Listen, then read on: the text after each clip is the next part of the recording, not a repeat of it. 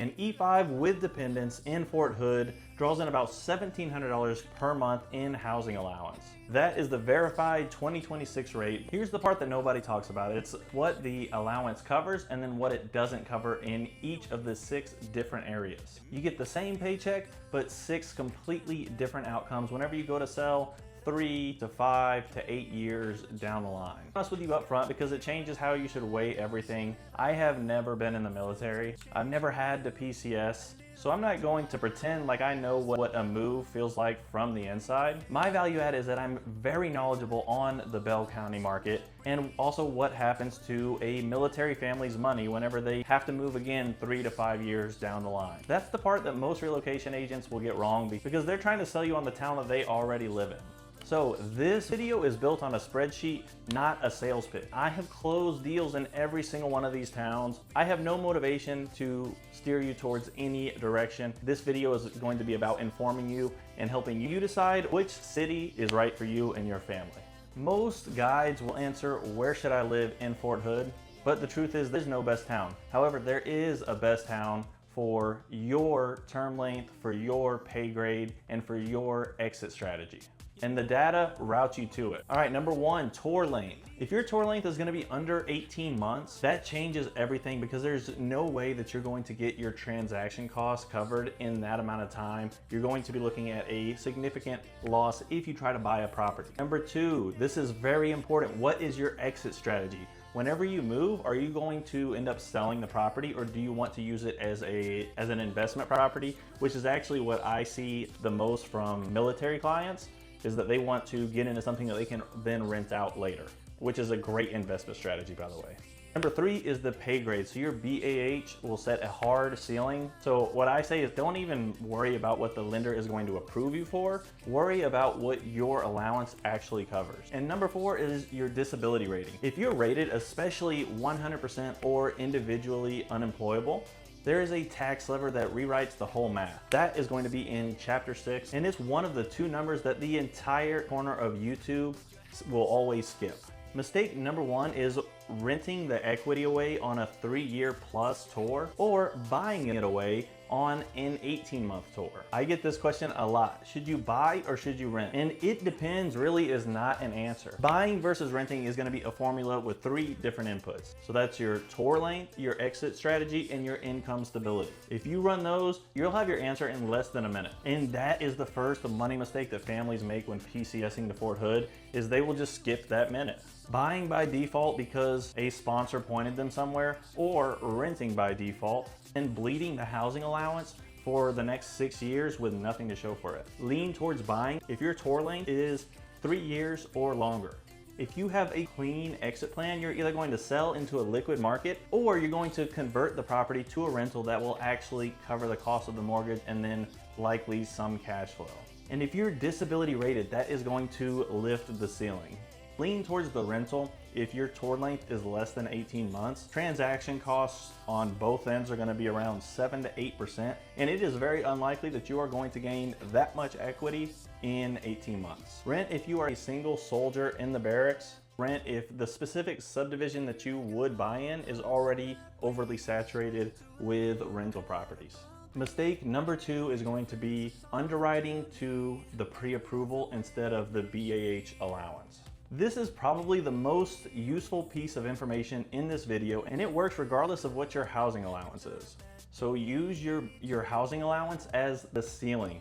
So take your housing allowance, multiply by 0.95, and then you're going to use that as your maximum PITI, principal, interest, taxes, and insurance. The leftover 5% can be for your maintenance and reserves, because inevitably something is likely going to go wrong with the property at some point that's not going to be able to wait for the next payday. So I'm going to throw verified BAH rates right here. Listen, they're also on my website. I update them every single year. So be sure to go down there. There's a lot of valuable information. And if you are PCSing to Fort Hood, reach out to me. I'm helping people just like you every single day. I would love to have a private conversation and see if we are a good fit working together. Let's keep going. Here's the formula. 0.95, you put that into a payment calculator, which will give you your purchase price or your price range. Interest rate can change that quite a bit if the interest rates go up or down. the tax rates can move it, the insurance rates can move it, but this is a great idea for a starting point. Then if you want the most up-to-date information on the real estate side, that's where me or your realtor will come in, and they should be able to give you the most up-to-date tax rates, insurance estimates, and stuff like that. And then if you will notice, E5 is going to land right around the $185,000 mark, which is well below what a lender is going to give you. But here's the trap. If a lender approves you for more than that $185,000, they're looking at your debt to income ratio. And that is based off of every dollar that you make, not your housing allowance. You're gonna close, and then by month 4, you're really going to start feeling it. So underwrite to the allowance, not the pre-approval. All right, mistake number 3 is getting the commute times wrong. Where you enter the base matters just as much as where you live. Most units report through one of a few main access points. So you have Bernie Beck, Main on the south side, and then the Clark Road truck and commercial gate, which is on the west of I-14, and then there's a few other ones depending on your unit, but always confirm where you're going to be entering at, and then base the commute times from where you're shopping off of your specific gate. All right, so honestly, Killeen and Harker Heights are going to have the shortest commute time. So that is the real advantage to those two cities. Nolanville and Copperas Cove are gonna be kind of in the mid-range, the 20-minute commute time. Belton and Temple are gonna be about 30 to 40 minutes away from Fort Hood. And those are going to be the longest commute times on the list, which that's a real cost. That's an extra 25 to 30 minutes on the board every single day, there and back, especially whenever you compare that to living just right outside the gate. So the mistake is not picking a far town. The mistake is not pricing that drive into your decision. And confirm your reporting gate before signing anything. The same house can be 6 to 10 minutes different depending on which gate your unit uses. All right, so we have 6 towns. We're going to use the same scorecard for each different town so that you can take a screenshot of what is most relevant to you. Every single town on here has a real upside and a real caveat. These are all going to be MLS numbers from June 2026. I'm going to tag each card with the data point. All right, so we're gonna start off with Killeen. This is the closest to Fort Hood. This has 635 active listings right now. Killeen has a median list price of $240,000. And this is the number that everybody skips. Killeen has a median days on market of 54 days, which is the lowest of any area that we're going to talk about in this video today. Temple has a median days on market of 64 and Belton 68 days. So Killeen ISD is a large school district. Because it's such a large school district, there could be a larger commute time to each of the different schools that your children may be attending. So always keep that in mind, and I will get you set up with a school district and what schools it will be. Listen, everybody on YouTube is trashing Killeen. They say, you know, there's low prices. The data says that it's the lowest entry point to the Bell County market with the highest inventory, and it's also the fastest moving market here. Fast and liquid is exactly what you want to buy whenever it's a possibility that you're going to have to sell it on a short notice. You can get in cheap and get out clean. Buy in Killeen if you have a short to medium tour, you're doing a VA loan, 0 down, it's your first home, and then you're wanting the maximum liquidity on exit. And then you're actually going to vet the subdivision supply and demand on the rental side if that is a exit strategy for you. And then you're gonna wanna skip Killeen if you want the absolute best school district in the Bell County area. Also skip Killeen if you're going to buy into a higher turnover subdivision that you would later try to rent out during a brigade cycle. All right, so Harker Heights. So the median is around $312,500. And there's 256 active listings in Harker Heights, and it's on the market of 58 days, which is the closest to Killeen in terms of turnaround speed. So those are gonna be around $145 per square foot, which is the most square footage per dollar on the board today, at around 2,150 square feet being the median size of the home in Harker Heights. And then a quick heads up, you're still going to be in Killeen ISD, so make sure always to confirm the school district prior to getting a contract in. So buy in Harker Heights if you still want a short commute, you want a slight step up in size of the home, and also in price if you're willing to take that slight price increase for living in Harker Heights. Skip Harker Heights if you're sailing as tight at a junior enlisted BAH because the entry is higher than Killeen. So here's the one that everybody seems to skip. It's Copperas Cove. You have a median price point of around $245,000. You got 256 active listings, median days on the market of 68, and then they're selling for about $145 per square foot. And the sold median lands at basically the same across 600 sold listings in Copperas Cove over the last year. So one thing that does matter, this is Coryell County, this is not Bell County, which will change where you file your disabled veteran tax exemption. So that will be the Coryell Appraisal District, not the Bell County Appraisal District. So based on the data, the Copperas Cove ISD is a B-rated school district, which is the highest rated school district in the greater Fort Hood area. And they've been at a B-rated school district for the last 4 years. I got the data points right down below in the description. So buy in Copperas Cove. If you still want a low price, but the school district is a little bit more important to you, Copperas Cove could be a good decision. It is a little bit further from the base, so if the commute time is what's important to you, you're still gonna wanna be in that Killeen, Harker Heights area. And then on the resale side, if you want the lowest possible median days on the market on the resale, you're gonna wanna stick to that Harker Heights, Killeen area. All right, so Nolanville, the median price point is right around $400,000, but that is skewed by low number of active listings and then the new construction skewing the data. So the actual sold data is around $326,000 across 176 closed listings. So that's around $173 per square foot. Nolanville is a 15 to 20 minute commute to Fort Hood. You're typically going to be in Belton ISD, but there's a lot of new construction in Nolanville, so be sure that you have the incentives in hand across any market that you're looking at to make sure that you're getting the best possible incentives whenever you're making a move here. So buy in Nolanville if you want to be in the Belton ISD school district, but you still want to be closer to the Fort Hood area. It's a quiet, smaller town setting, but with that, there's not much inventory on the real estate side. You're gonna wanna skip Nolanville if you need a variety of options to look at. Nolanville has the least amount of inventory on this list today, so you really have to like what you see in Nolanville, because if you don't, there's not that many other options for you in Nolanville. All right, Belton. So Belton has a median price point of $334,900. So that is over 531 active listings. So with Belton, you're looking at 168 per square foot. You have Belton ISD schools. You're going to get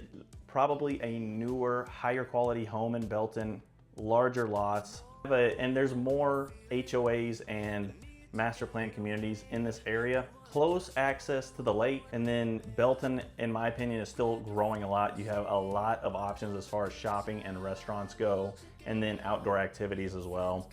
Buy in Belton if you want to be in Belton ISD. You're okay with a longer commute time, and then you have a term of over 3 years at least. And then you're gonna wanna skip Belton on a shorter term if you have a lower housing allowance, and then if you're going to need a fast exit with lower days on market. So Belton is the higher tier, the higher median days on market. So Temple, this is my home base. I'm gonna start off with a caveat. So listen, Temple is 30 to 40 minutes away from Fort Hood. You have fewer military specific services. There's fewer units clustered nearby, and then obviously there's less on-base support close at hand. So if gate proximity and military specific services matter to you, Temple is not going to be the place for you. So the median list price in Temple is $279,900. There are currently 645 active listings in Temple. So in Temple, the median days on the market is 64. These homes are selling at about $155 per square foot. So with the homes under $350,000, there's a median of $259,000. So be honest about the math in that $259,000 is going to be the ceiling for an 03. So the E6 and E7 officers are going to be shopping at the lower end of that price range.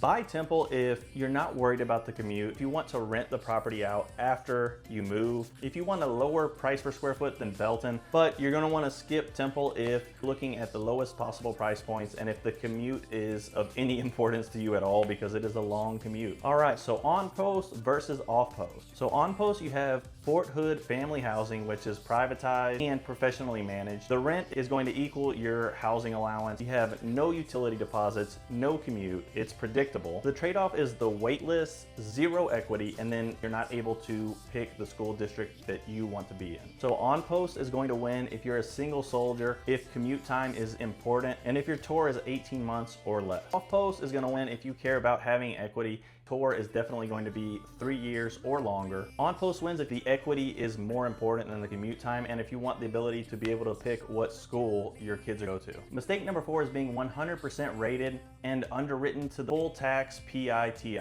So this is one of the most underutilized affordability measures that always seems to get looked over, and it gets explained incorrectly constantly, so I'm going to go over it right here. So if you're VA rated at 100% or individually unemployable, you will get a total homestead property tax exemption. So that means the entire property tax line on your PITI goes to 0. On a $300,000 home, that's $500 to $600 per month. So that is going to lift your affordability ceiling by about 15 to 20%. And it's statewide, so it works in Bell County and Coryell County. So if you are rated below the 100%, that's a completely different law. So that will be a flat dollar reduction based off of your assessed value by rating band. So that's roughly $5,000 at 10 to 29%, $7,500 from 30 to 49%, $10,000 at 50 to 69%, and then $12,000 from 70 to 99%. So it's real, but it's not the full exemption. So don't let anybody tell you that it's the full thing. There are 2 different laws, so verify based on your situation. So 2 things that most agents will miss. It is on your homestead exemption. So you have to be living in the property to be able to get the tax exemption. Once you leave and then you rent the property out, you're going to lose your tax exemption. And then number 2, this is not automatic. You have to file this with the county to be able to receive the benefits of it. And then most of all, if you are 100%, make sure that your lender is pre-approving you based off of that number. If they pre-approve you with the taxes not taken into account, you're going to qualify for significantly less than if they would have factored in your exemption. The next mistake I see is not deciding sell versus rent before you buy. Listen, the properties in the Bell County area they serve a lot of different purposes. They serve a lot of different demographics. So whenever you're buying a property, you have to line up your expectations on the exit with what you're going to buy. If you want to rent the property out whenever you leave, you're not gonna want to be in a property that's over $400,000 in Bell County, because you're not going to cash flow. You're not even gonna break even on something like that. And there's different exit strategies. There's different types of properties. I think it's always best to have somebody local who knows the market, who has listened to you on what you want to do, what your exit strategy is, along with the rest of your specific situation. Get their input. If you are PCSing here, I'm happy to help. I love working with military clients. I'm gonna make sure you are 100% taken care of, so please reach out to me. So the summary here, there's no best area for military members in Bell County who are PCSing to Fort Hood. You have to run the numbers. You have to back your decision based off of data, based on your specific wants and needs. If you want somebody who is an expert in the market, I'm helping military clients just like you every single day. I would love to have a private conversation with you about your specific goals. We'll go through your data. We'll compare that against the MLS data and then make an informed decision. Whether you're buying, renting, there's no pressure from me. I hope y'all enjoyed this video. Let's get it.